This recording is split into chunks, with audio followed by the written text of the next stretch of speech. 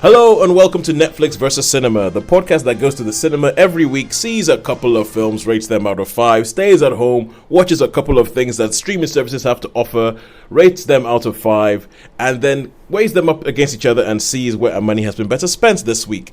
My name is Tosin and I am the host. I am based in a place called Bromsgrove, just south of Birmingham, and joining me, as always, on the Isle of Wight is Shaun Harris. Hello there.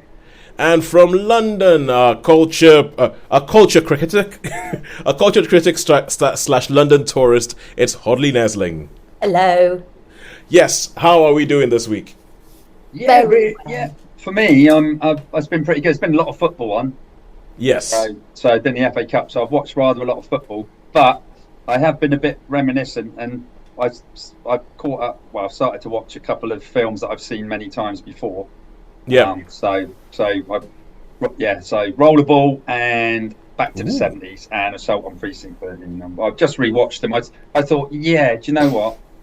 I'm going to watch these again. So, Shaun, you shock me. You shocked me Really? that you went back to the 70s. The 70s is your happy place. I mean, it is my happy. I was thinking that the other day. I was thinking it just so is. Yeah, the 70s is 100% your happy place. No, that was good stuff. I think every now you did need the comfort watch. Yeah. Although the way things are going, I'm like, we'll get to talk about one of the films we're going to talk about this week, and how.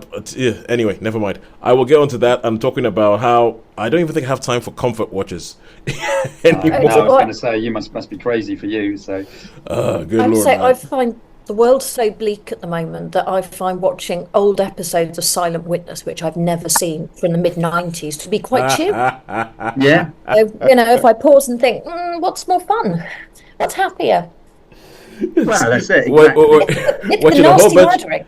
Watch a whole bunch of people getting nastily murdered in the 90s.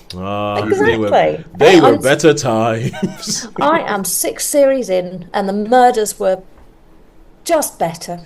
It's like oh yes, that back then you knew if you got murdered that Amanda Burton would be there to look after you. Would be there to make sure that justice was done. All right, go. And I'd never seen these before, so that's it. I tend to. It's quite funny, really, how I tend to watch things. Again. I mean, I must have seen. God, I don't know how many times I've seen Rollerball. Yeah, and that is one film I have never seen all the way through. The remake's awful. There's 2 remakes. The remake of this is absolutely. What is it? It's Rollerball. Never seen it. The remake is a travesty and it's horrible, and everybody says it's just totally horrible. And it's sort of disappeared off the radar. When I was flicking on Amazon thing, it did come up with Python. Because Rollerball is that's the James Caan 1970s dystopian thing where everybody plays this game called Rollerball, and is a way of I think it's almost like a precursor to something like the Hunger Games or stuff like. Yeah, it so is. It's like wars no longer exist. There will be Rollerball. But it's quite funny. A chap I was speaking today, he goes, "That's because I was saying, I'll rewatch it." He goes, "Yeah, I saw that," and he's a lot younger. He's probably more your age, and he was like, "It was really good and very apt for today." Yeah. That's what he said. I think that there's a lot of stuff that was made in the 70s that sort of seems to have looked forward and gone this is the rubbish we shall be living with in 50 years time. But there's a lot of stuff, and so I think a lot of the dystopian 70s sci-fi stuff is I think, at least at the moment we haven't gotten to Soylent Green yet, but we might not be far off. Yeah, that's it. Heavy emphasis on yet. Yeah, we haven't gone to Soylent Green yet. Shaun, but you're right, though. You're right about the amount of football. There's a lot of football on. And I haven't been able to get back into it since Christmas. I just haven't been able to get back into, English football. What I have been watching is the African Cup of Nations. Oh, yes, because it's being hosted by, is it Côte d'Ivoire? Yeah, it is being hosted by Côte d'Ivoire. It's been going on for the last month or so. We now have the final, and in the final is going to be Côte d'Ivoire using home advantage, which happens a lot in the African Cup of Nations. Particularly given it looked like they were going to go out really They early. should not even be there. I'm sorry, but Côte d'Ivoire should have gone home ages ago. And now, if they win... Stayed home.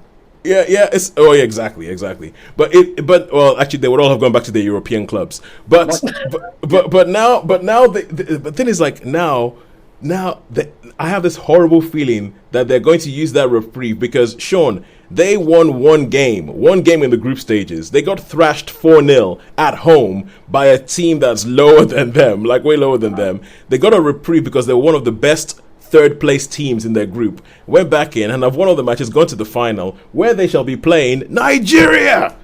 Yeah, do you know, it was I'm not sure if it was a game.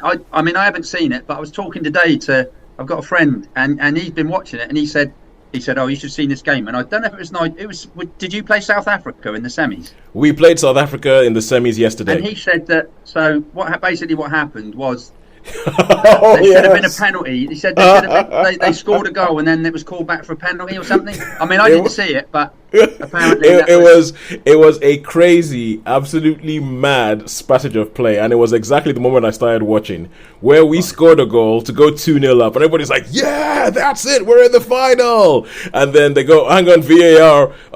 You guys actually fouled somebody in the other."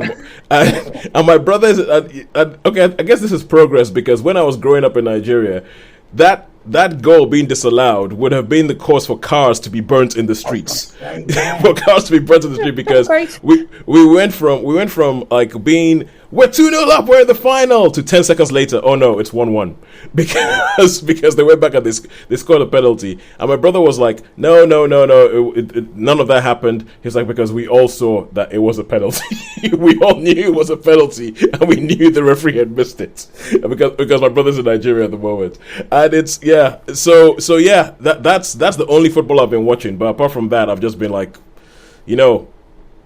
hanging around the house, not going to the cinema. That's what I've been doing. I'd rather not going to the cinema. So, well, I've got a good book recommendation for you if you want to stick an audio book on at any point, which is Stone Blind by Natalie Haynes, which is about Medusa, and it's very funny and very sad, but really, really laugh out loud funny. Okay, Stone Blind. I will add that because Claudia is the one who does all the audiobooks. I will add that to her when she is doing a middle of the night feed. Superb. Absolutely brilliant. Stone Very Blind. recommended. All of her, Natalie Haynes, all of her books are amazing. All right. Read everything by her. They're really funny and really clever. Retelling of Greek mythology from a sort of slightly feminist perspective. Actually looking at the female angle of books. So good. You know when you said retelling of Greek tragedy from, I was like, the word feminist is coming up any second now. They might have serialised one of them on Radio 4. I used to, because sometimes if I was driving back late, 11 o'clock at night, and it was, I don't know, I might be totally wrong, but it was something about. You're right. It was from a lady's point of view, and it's, I can't remember who it was. It was Zeus come down. It might have been Hades and seduced some girls. Yeah, that would be the. They probably did that quite a lot, I suppose. Yeah, it was a radio. She did a whole series of it. That is, I think that's her, Natalie Haynes. Have they never thought about making any movies? I don't know. It's probably coming. It'd be really good if they did, but I think that's her podcast, and there was a really good one that's on Persephone and Demeter. Yeah. And it's a really good one. She's got a whole podcast of them. I appreciate we're not here to talk about podcasts or classical mythology. Well, not other podcasts. Don't go listen to other podcasts. Listen to us. Unless you're really interested in classical mythology and the overlying with, feminism and comedy. Yeah, but that's okay. But talking about one of your previous comments, Shaun, yes, Zeus did do a lot of that, because I was actually speaking. I was at a party the other day, and it was. I know I've been talking about. It was a kid's birthday party. It was a kid's first birthday party. That's my life now, and I was speaking to one of the other. It was the third birthday party last weekend. It's what we all do. Yeah, and I was speaking to a lady who was, and she is I think she's Greek Cypriot. I think it was Greek Cypriot. And I was talking about the fact that, when I was growing up in Nigeria, we had this whole thing where me and my friends started doing a lot of reading about Greek mythology. And it was pretty much like, the Justice League. But like you had Zeus and Jupiter and all that kind of stuff. And I mentioned this whole thing about Zeus to him. I was like, yeah, this guy seemed to just keep coming down to earth, turning into an animal and then seducing the next nubile young woman he saw. And she sort of had this look in her eyes and she was like, oh yeah, he did do that a lot, didn't he? I think seduce and rape are interchangeable there. Really, there's the best one actually features in Stoneblind because it's Perseus, who is the son of Zeus. Zeus appeared to his mother as a shower of gold. Yeah. Yeah, I know that could go many which ways. Yes, the one I was remembering is when he showed up to a woman as a bull. Yes. And he showed up to a woman as a bull, and apparently that was attractive. But a swan as well. That's how you ended up with Helen. Was Helen of Troy, potentially daughter of Zeus, born when he seduced her mother as a swan. Okay, all right, and now let's just think about this. I'm trying to think. We have people, right, who have gone onto YouTube, have watched one of our reviews, and thought, you know what, I'm going to click that link that says listen to the podcast. Let me click that link because I want to hear some more about some movies. And then they come up here and we start talking about African nations, Nigeria making it to the final. These are serious things. And a feminist take on Medusa. So, but let's try and bring it back to movies, and let's try and talk about what we have seen in the cinema this week, or rather, as I like to call it, what you guys have seen in the cinema this week. Yeah, well, I've only managed one movie because a lot of them. I nearly did think about going to see Mean Girls, but I ended up talking to someone, and I looked at the time, and I thought, now I'm going to watch the football. Anyway.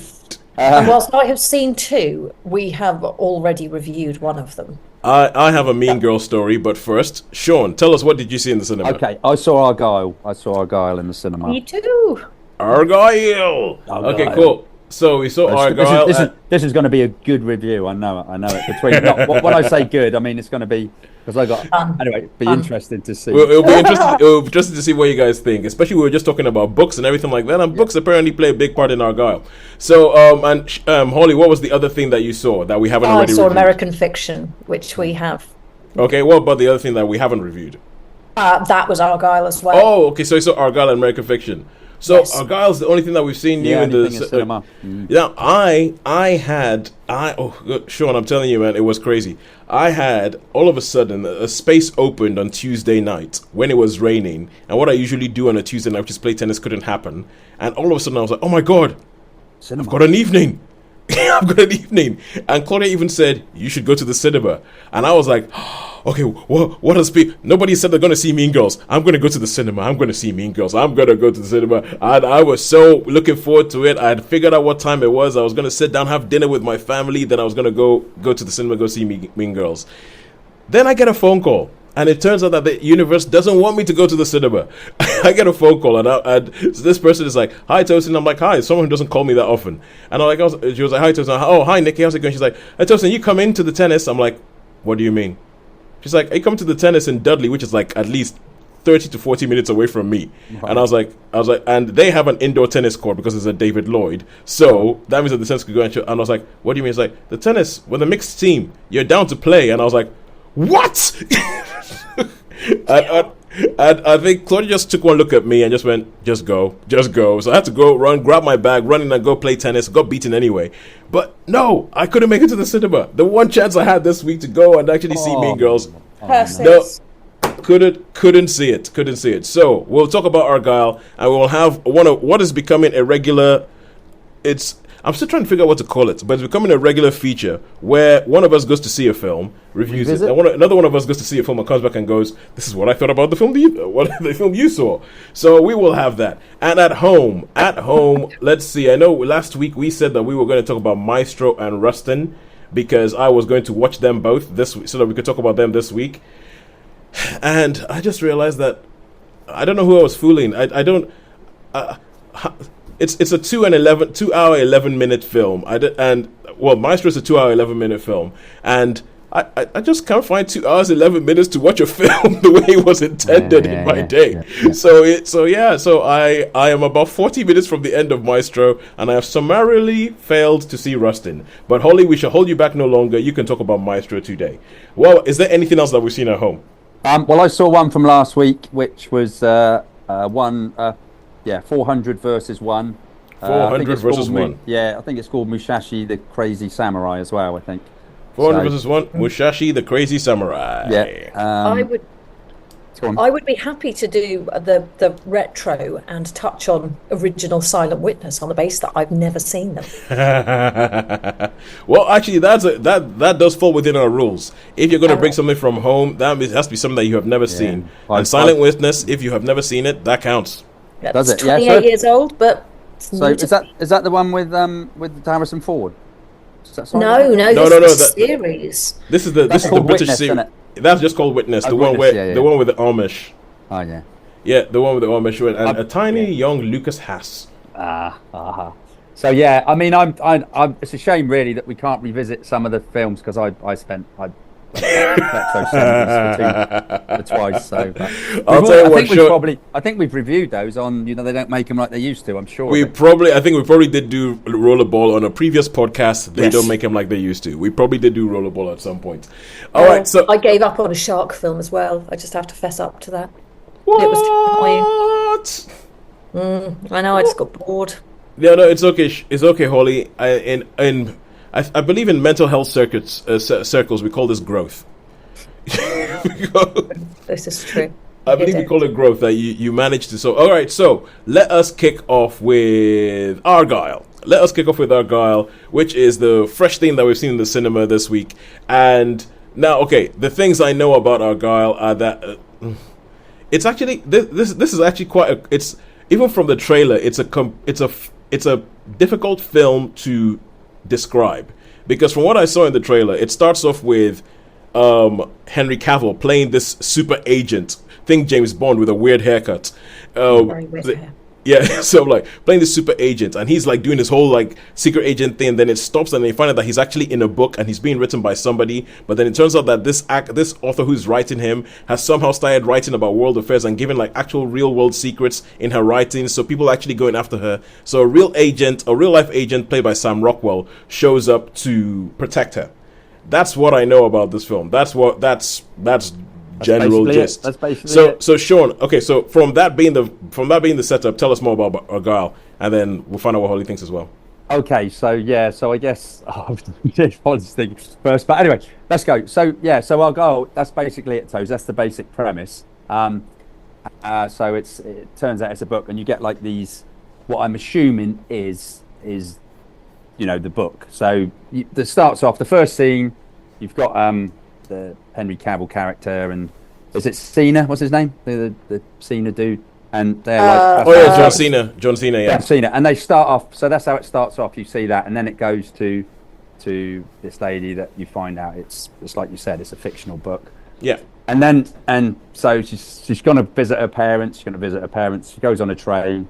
There's this really good looking. Well, I don't know.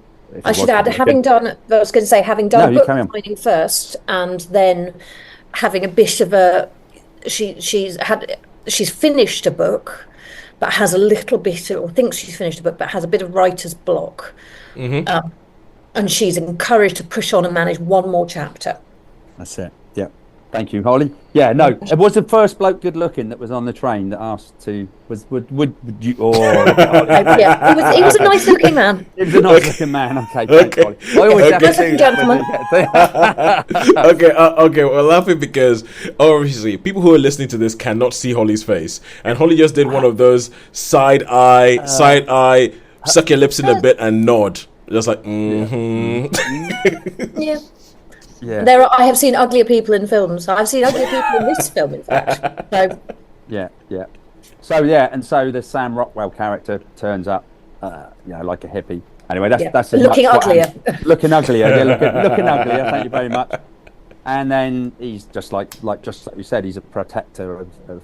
And then there's all these adventures and fighting, and just gradually all this bit of a conspiracy thing going on here, and the people that you think are good people turn out to be not so good people, and you've got all the tech, and you've got like. I expect it to be that they go on the run and then japes ensue. Like it's going to be a jape. It's going to be a jape.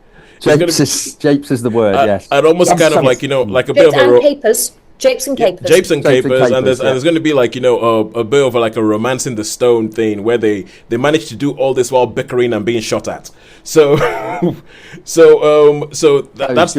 you're you've got so much insight into these movies. It's uncanny. Okay, so let's go away from that and let's get on to brass tacks and let's get to what did we think. For me personally, Yes. I thought, silly, and then I thought, well, okay, so if it's out of a book, so I thought, well, I'm going to try and be forgiving here because these things are out of a book, So okay, so if someone's writing a book that can be fantastical, like the people, my big beefs with the punishment and what goes on. Yes. And then it just becomes a little bit. I mean, I'm getting overdone with this John Wick sort of stuff, with where they're fighting hundreds of people. You know what I mean? And just like the massive. Well, the one-man army thing. Like the one-man army, like with the beekeeper and as I say, there's more and more of these John Wicky sort of things coming, which we might talk about something later. But it's just like, oh come on, we've seen it all before. We've seen all this, and there is one. Yeah, there's a lot of silliness in it, should we say? A lot of silliness, a lot of japes. Yeah, a lot of japes. Yeah, okay, a lot because this film always looked like when it was originally obviously directed by Matthew Vaughn, who did the Kingsman movies, did Kick-Ass, and when it was originally announced, it sounded like it's another one of those Kick-Ass kind of. Then when the first trailer released, it was like, actually no, this looks a lot, as to use your word, sillier. And when it gets silly, then it kind of has my attention, and I'm thinking, this might be my kind of silly. But I know that when it gets silly, it could go one of two ways with Shaun. I know it could go one of two ways. It looks like it's going one way. Holly, what did you think? It is absolutely ridiculous, completely and utterly ludicrous, and actually, I found hugely enjoyable. Of course, you did. It was one of those where there were times like, really, you're going with this? You are okay. That's good. And then it just made me laugh again. It's a funny film, and it was particularly funny for me seeing it straight after, with a brief break for pizza in between.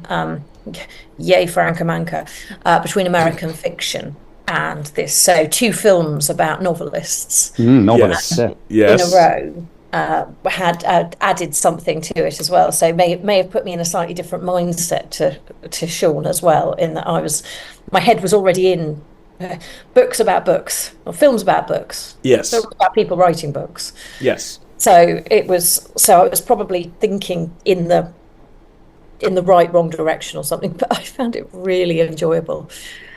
And both Steph and I laughed through it. We laughed through both of them, but really, really enjoyed just the pure foolishness of it. I thought the acting was awful. That is the worst I've ever seen Samuel L. Jackson play. That was absolutely dire acting, and I don't care. It was, to be fair, it was not good acting. Thank you. Well, okay. I mean, all of the action. He was just, He was trying to make. I think he was. To me, he was like a parody of himself. To me, I felt the Samuel L. Jackson character was just going through the motions. That's what it felt to me. There was nothing there. It was just like, oh well, feet up. Let's let's get my paycheck and let's do it. Oh, okay. This is one of those. This is another time I'm thinking. This is like, it's another Bryce Dallas Howard film where we talk about other members of the cast going, I'm thinking, Jurassic World. Yeah, I don't know if I could get in trouble with this, but she was sort of, I'm going to say the word beefed up. Did you not think? Yeah, I found it quite disconcerting, and that's I don't like to be. I never wish to judge on appearances, but she was heavier than she usually is. Yeah, she's normally petite as anything, and she's not. And that was a bit sort of, I want to say it was disconcerting. It was just, she didn't quite look right, because she doesn't look the way you think. Yeah, exactly. If you compare it to Jurassic, whatever she was in, the Jurassic one, whatever she was in, Jurassic totally World, different people. Jurassic World, Yeah, different characters, but she looks, and actually that's probably a point in its favour as well, as she looks very different. She actually looks much more like a normal person. Yeah, so not to sound like, that idiot, that you know, but I guess that's acting. That with the same person, the same person looks like two different characters. Oh God, they can look like the same person can. Well, no, but then it's not the first time she's done that, and I think with her it's a lot more about what the character is like. So she was in the Black Mirror episode called Nosedive. Yeah, and in that she was like, you know, this character is bigger than I usually am. So she actually put on weight to play that role, and also at the same time. Christian Bale does it all the time. All the time, yeah. Christian Bale does it. That man has a pathological connection to gaining and losing weight. So for me, it's not going to be good for his body in the long term. No. So yes, and I think it was clearly a conscious decision. It was which was therefore surprising, because everything I have seen her in recently, she is this very, very slim woman, and she's just not very slim. She just looks like a normal person. So it has an element of, and that's a bit weird for a film that's also completely ridiculous, that you have somebody who actually looks quite like a normal person. And actually I think that's what Sam Rockwell brought to it as well, is also, you know, in contrast to, you know, the fictional idea of what this agent what a spy looks like she's written about. He doesn't look like Henry Cavill. I mean, nobody but Henry Cavill looks like Henry Cavill. So essentially, she imagines James Bond, and she got Michael Caine. Broadly speaking, yes. imagines James Bond and got Harry Palmer. So it's all right. So how many stars would you give this? Shaun and Holly. I'm going 4. I knew you would. We ummed and ahed about this. Steph and I talked about this afterwards, and I'd said 3, but I really enjoyed it.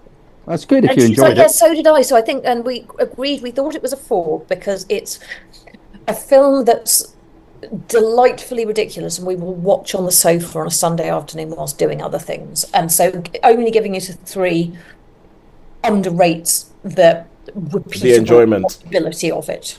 All right. Well, on that, after agreeing with you everything about the holdovers, I have to totally disagree with you here. I was waiting to see. So, I mean, I might have to actually... I hated this film. I really loathed it. The acting was awful. The acting was the worst acting I've ever seen. And you have not watched... Watch Monsternado, sir. Watch Monsternado. Then we can talk about the worst acting you've ever seen. Samuel was just going through the motions. I didn't... You know, it's just it's just awful. So I'm going to give this a 1 star, and I will never watch this again. It's funny. I was going through films I'd watch again and films I'd watch again. I'd never watch this again. Oh, Shaun, you have saddened me. You have saddened me. Sorry, mate. I'm sorry. That is, I think that I am likely to be. You know, because obviously I am sort of like housebound and not able to go to the cinema. I am left to essentially review movies from afar. Yeah. Not even adjudicate. I'm left to review movies from afar, and I'm left to say what I think I would have given it if I had been able to see it. Yes, and this is a film that I saw from the trailers and everything like that. I think I would be a lot more in the Holly camp, but I think I would probably stop at a 3.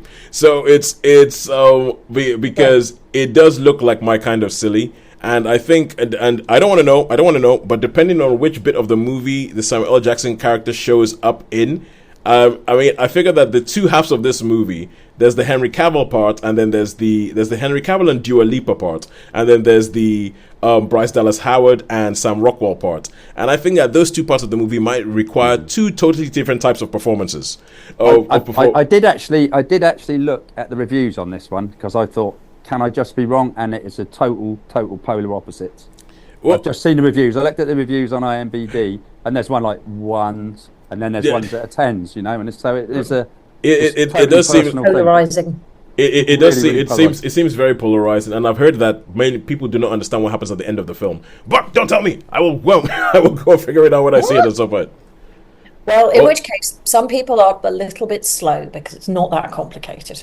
Oh no, actually, the very end is a bit weird. Okay, I'll give them that. Right, cool. All right, then Holly, you might need to go to you're the one in London, so you might need to go to the Empire magazine offices and have a word with them because they couldn't understand the ending. All right, cool. So now they are silly. Yeah, we are going to move on. We're going to move on to Netflix and Friends and stuff that we've seen at home, and we are going to kick off with Maestro, which is Bradley Cooper playing what's his name, Leonard Bernstein. Yeah, Leonard Bernstein is an Oscar-nominated performance for both him and Carey Mulligan. It's been nominated for Best Picture and all that kind of stuff, and it's essentially like a biopic. But Holly, tell us about this. Tell us about Maestro. I mean, the summary is remarkably brief and remarkably straightforward. It is about the life of Leonard Bernstein, the composer, conductor, extraordinarily talented, breathtakingly talented man, and his personal life, including his marriage to Carey Mulligan's character. Felicia no, it's not Montague. It's something else. But carry on, yeah. And he is also gay, or at the very least bisexual. And this is all very well known. So this is a good old-fashioned biopic, or biopic, depending upon depending on how people choose to pronounce.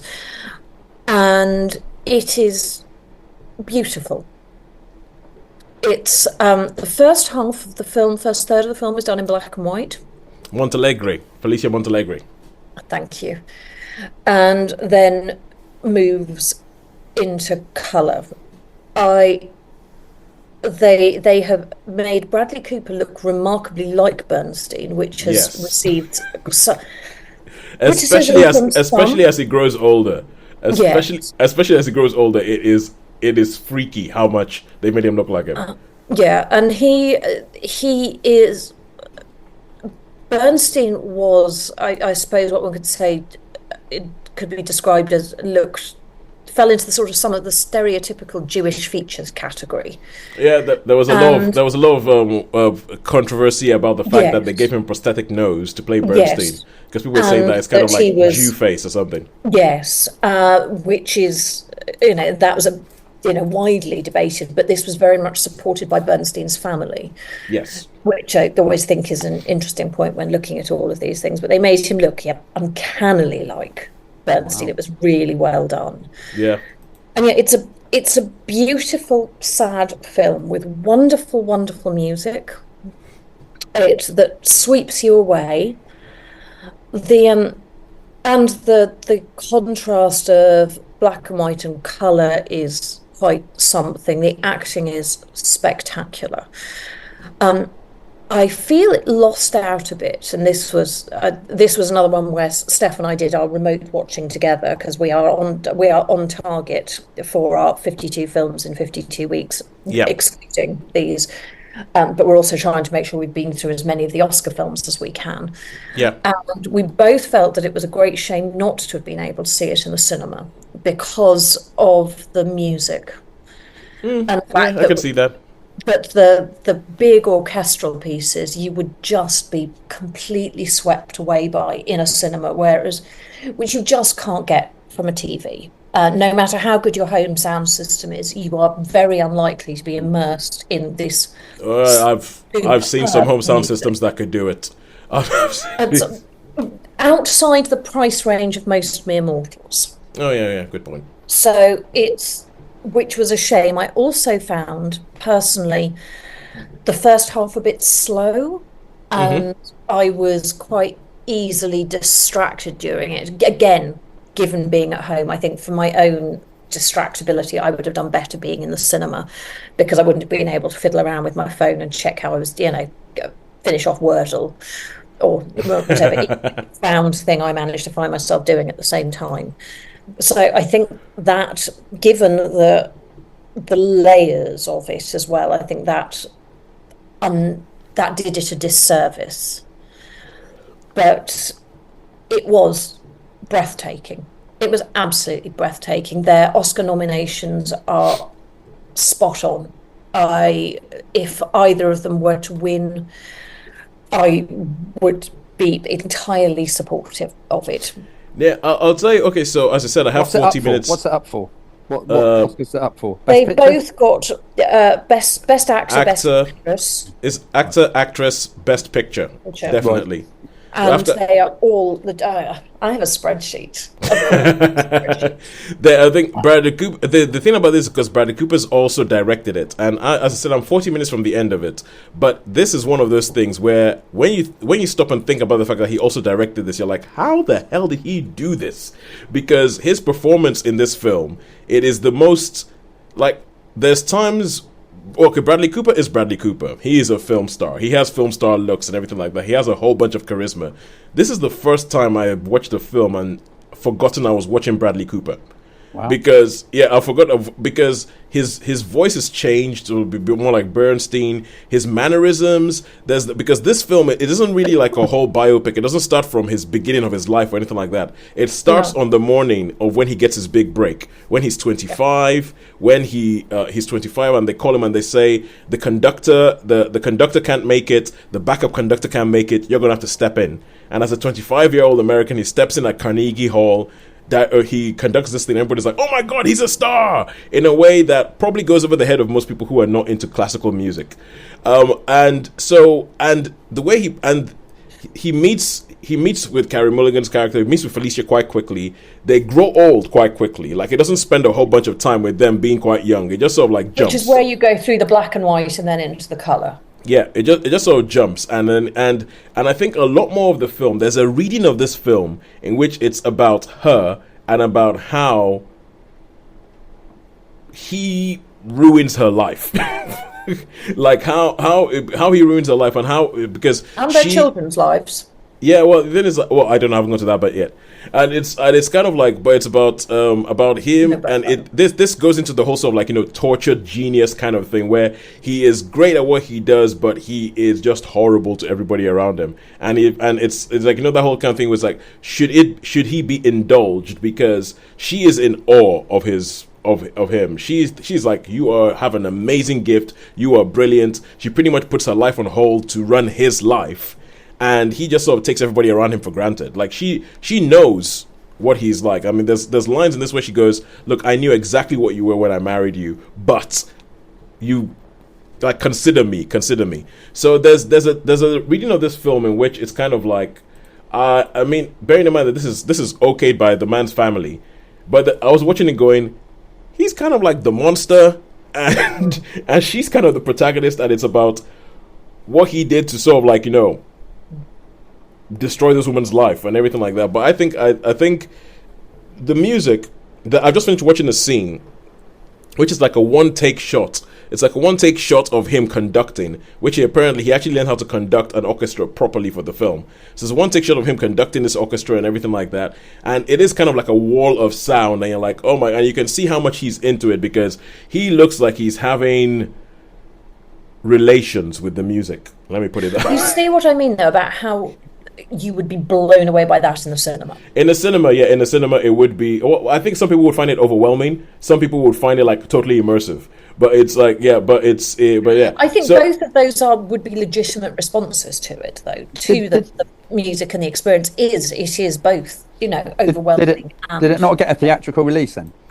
I think it did, but a very short one because it was about 2 days or something ridiculous. It can't be up for the Oscars if it didn't have a theatrical release. Gotcha. So it would have had a theatrical release, but it would have been like a short thing. It would have been a short thing, and it's something that's beginning to happen. Like for instance, you have Argylle. Killers of the Flower Moon and Argylle they're both financed by Apple TV Plus. Yeah. But they went, okay, go into cinemas for a while and then you're ours. Yeah. And so both of those are going to disappear onto Apple TV Plus pretty soon. But anyway, Holly, as the only person, it's I'll just say it's up for actor in a leading role, actress in a leading role, picture, cinematography, makeup and hairstyling, sound and writing. I think the makeup and hairstyling one, I was watching it going, yeah, makeup and hairstyling, 100%. It would be interesting after the Oscars, post Oscars, when we do a show to see what our personal choices would be. So yeah. I mean, I know what probably mine would be at the moment out of the nominees, but I would be thus far. For actor and actress, I would pretty much be happy with anybody winning though, because I thought they've all been marvellous. But I'm giving it a 5. I have to say, 5? I think It's a really special film, and it warrants its Oscar nomination. It's beautiful. It's well acted. Every single one of those nominations feels like a legitimate choice. I'm just really blown away. I have to be honest with you. I am. Right, well, Carey Mulligan's performance, everybody has raved about it and everything like that. And maybe because it's understated, his performance is a lot more showy because that's just the characters. One of them was a lot more showy than the other. And hers is good, but maybe because it's a bit more understated, I don't quite see what everybody is raving about. At least, well, hey, I got 40 minutes for her to convince me. So, give it that 40 minutes. Yeah. So I will not be giving it a rating because I don't think that would be right. But so 5 stars for Maestro. And now let's go to American Fiction. And quickly, what do you reckon about American Fiction, Holly? I absolutely loved it.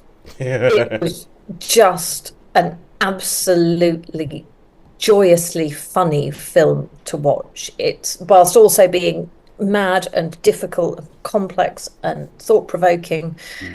Very clever film. Very clever film. As a white woman watching it, I found it very funny that every single white character in it was basically a moron. And viewing them as anything other than that would be incorrect. I thought it did a very good job of projecting all of those things and the patronizing nature of, or potential nature of, white culture, the heavy inverted commas there, in say, what is good, what is the black experience without, wanting to stab yourself in the fire. Oh God. There was a lot of, the black experience. Oh my God. You already got my back cringing. You got my back cringing. It's the black experience, we can know it's gritty, it's real. It's, it's just, we get you. Expletive off. Oh, good Lord. Expletive off. No. It is pricelessly done. I think I'm getting PTSD flashbacks. Because I remember that there was once, Holly, that on Facebook you tagged me in a discussion that people were having about a certain word that Boris Johnson used when he wrote a thing. And there were all these people talking about it and you were the only person in this discussion that seemed to think to ask an actual black person what they thought.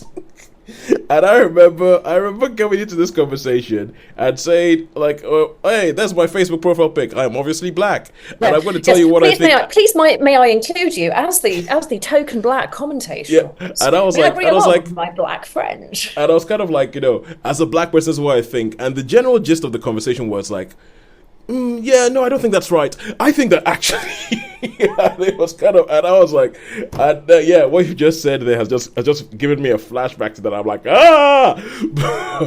Yeah, I'm sorry. I'm going to continue to do that to you occasionally, partly because I find it funny, and I'm a mean friend.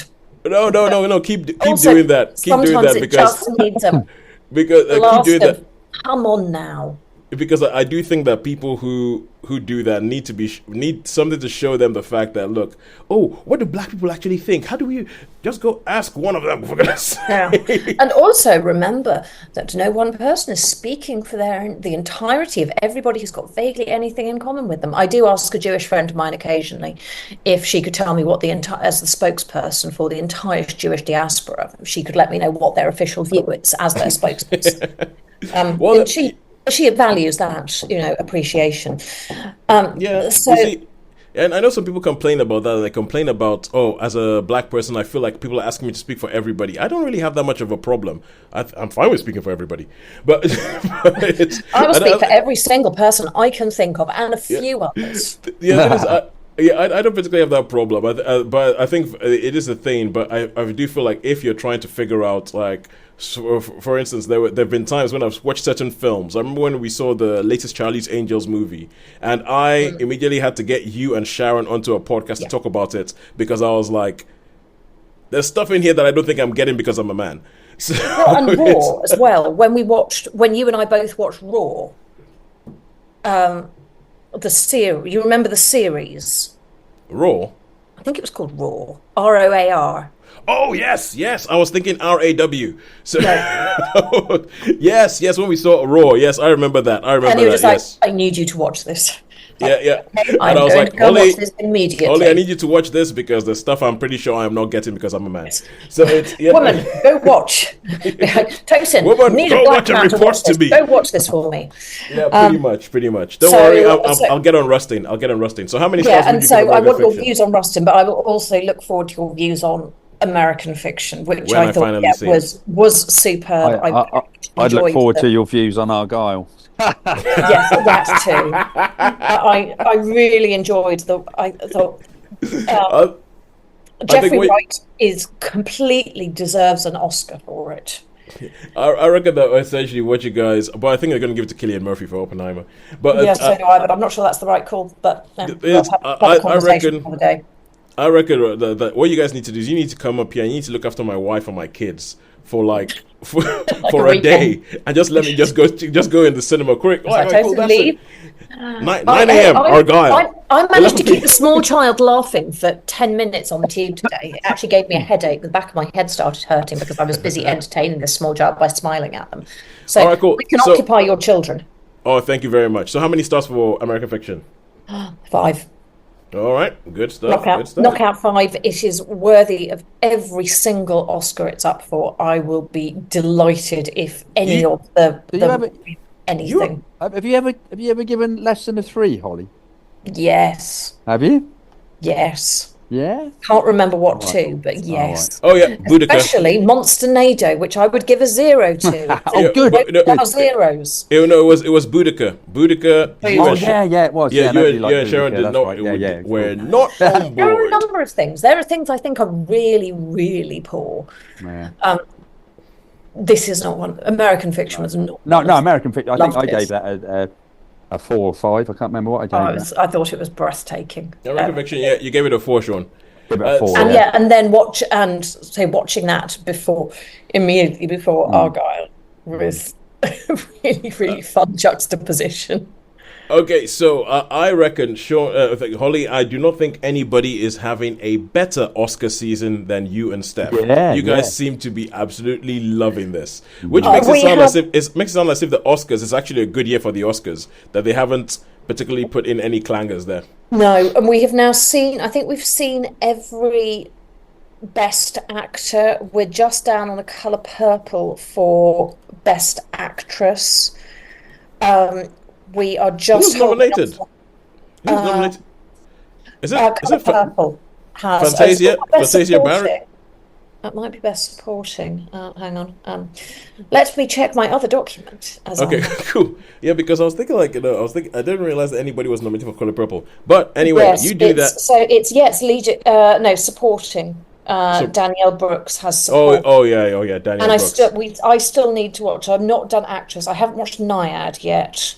And Killers of the Flower Moon and Anatomy of a Fall, actually. So Killers of the Flower Moon to watch tomorrow afternoon. Naiad, I must just get round to watching it. And Anatomy of a Fall is probably going to be an evening next week. All right. All of the actors are good. All of the supporting actors are good. It's all just marvellous. It's all marvellous. All right, cool. It seems like we're quickly running out of time. So let us go on to 400 versus 1, also known as Musashi? Musashi, yeah. Musashi, the Crazy Samurai. So Shaun, this is Shaun continuing in his dive into all things Japanese. Yeah.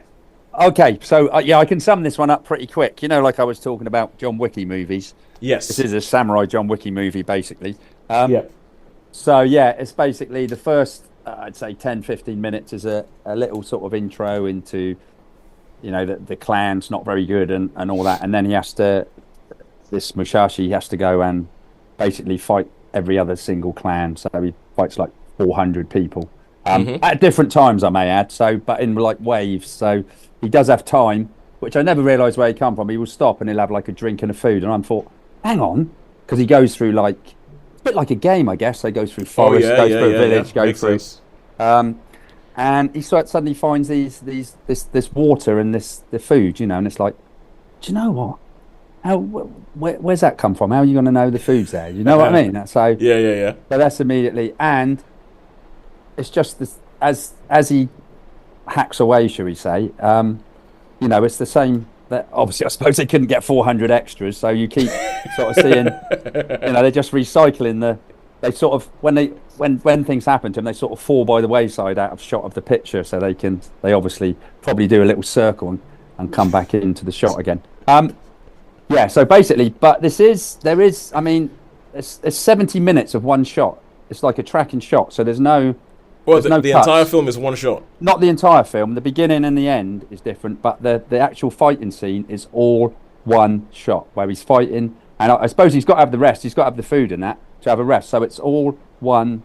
I think it's like 70 minutes or something of just one shot of him fighting, resting, couple of breaks, fighting.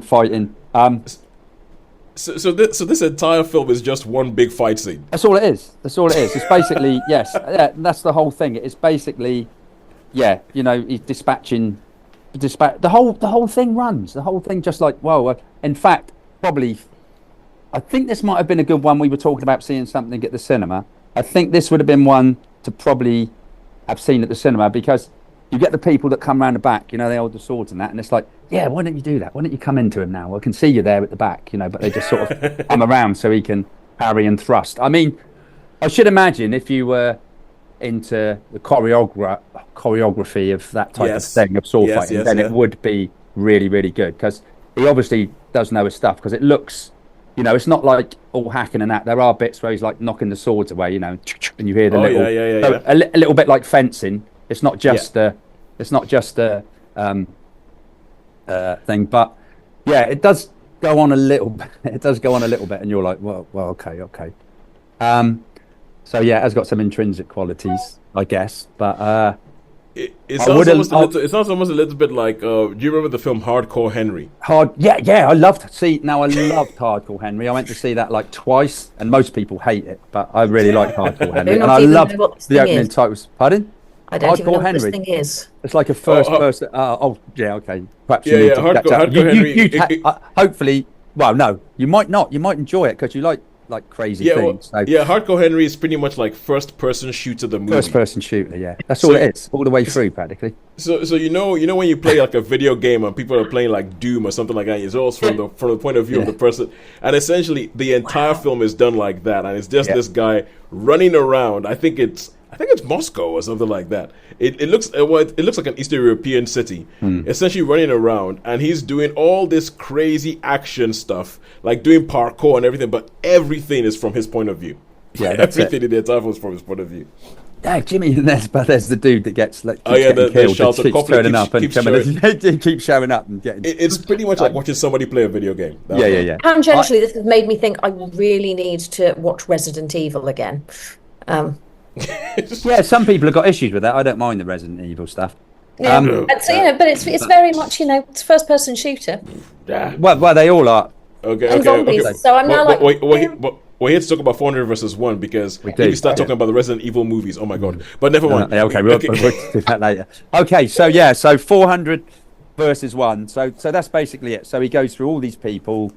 Obviously they're recycling them, and it's quite acrobatic. And I must say that it wasn't dispatching like totally. There were bits where it was fencing, so he was actually fighting sword on sword. It wasn't all. And obviously you could see he must have been getting tired. So I suppose that's why they had the breaks for the food and all that. But he'd find them behind logs and that, and they go, and he'd sit down and have a drink and the food, and then a load more would come up, and they're like, and then all the apprentices would come up, and he'd dispatch them in certain fashion. So this is probably not a film for everybody. And it's not a film for everybody. I just saw a bit of the trailer where he cuts a butterfly in half. Yeah. So I mean, I would say that it started off really, really good, but it just got a little bit too much samey. Yeah. I mean, it's a bit like Shoot 'em Up, but I remember that. That was fun. Remember Shoot 'em Up? Yeah. I remember Shoot 'em Up. That's fun. Was fun, yeah. And but it was okay, and I'm stuck between a 2 and a 3 on this, and I'm just trying to work out what. So I probably have to go. I suppose for the certain elements, using the criteria we use, it's probably you get a 3-star. This one probably get a 3-star, but not more. A low 3-star. A low 3. Yeah. A low 3. Yeah. A low 3 for Musashi, the Crazy Samurai 400 versus 1. I'm looking online and there seems to be a lot of different names and ways you can put this title. Like Crazy Samurai 400 versus 1, all that kind of stuff. It sounds crazy, it sounds fun, it sounds like just stupid joy. Yeah. Essentially, and even the trailer. What did it for me was the bit where they have this really elaborate slow motion shot of him cutting a butterfly in half. Yeah. While jumping out of a tree, no less. But it's all right, cool. So with that, we've come to the end of the things that we're going to review this week, and all that is left to figure out is like who is going to win. So who do you guys reckon? Cinema or home stuff? No, cinema would have won this week, I think. All right. If we take in the American fiction. Yeah, assuming my American fiction rating can stand. American fiction rating does stand, yes. Just. Okay, and you would both be wrong. Get out of here. No. It was the big 5 for yeah, it was Maestro. 5 for Maestro and the 1 for Argylle. Right, yeah, of course, yeah. The 5 for the 1 for Argylle did it. I'm sorry, your loathing of Argylle. I loathe it, honestly, Holly. I really, I struggled to stay in it. I struggled to stay in the cinema, especially with, should we say, the oil scene. Okay, I might go watch this film tonight. I was like, get out of here. It was really funny. Yeah, that's it. Yeah. I guess I'm just a miserable. I do struggle sometimes with comedies. I mean, there are comedies I like, but I'm not. I guess I must just be a grumpy sort of person. Yeah, and this was not this wasn't this did not have any sophistication to its comedy. No. Holly, I'm going to ask you this one because I don't think I've asked you. What do you think of the Fast and Furious movies? Let's be honest here. Let's be honest. They are absolutely appalling, but I love Hobbs and Shaw. Oh right. Oh, you do. Oh, Holly, I'm gonna bow to you because I thought you were going to say, they were fantastic. You love what? Hobbs and Shaw. Hobbs and Shaw. Oh, okay. Is that because of the eye candy or because of No. I just think it's a really enjoyable film. Sean, she's saying out of 11 films, she likes 1. Oh, that's all right then. Well done, mate. Okay. Yeah, I like the film. Hobbs and Shaw, I think, is a very, very fun, very silly film that does exactly what it's trying to do, and it does it really well. All of the others, good lord. It's funny. We got you know John, don't you? Happy John. You know. Yeah, I know Happy John. I know Happy John. Yeah. And we tend to take we call Hobbs and Shaw. Like, have you seen Rocket and Tubbs and all that sort of stuff? Because he likes them. He likes, although he did say, to be fair, no, the last one was a pile of rubbish. So they've been going downhill for a while, and I know. I watched the last one, and I still don't know what the point of it was. I did watch it because I thought I've got to, because I remember that Shaun had reviewed it and said it was expletive. Yeah, I thought. I will watch this, and was like, yeah, no, that was fair.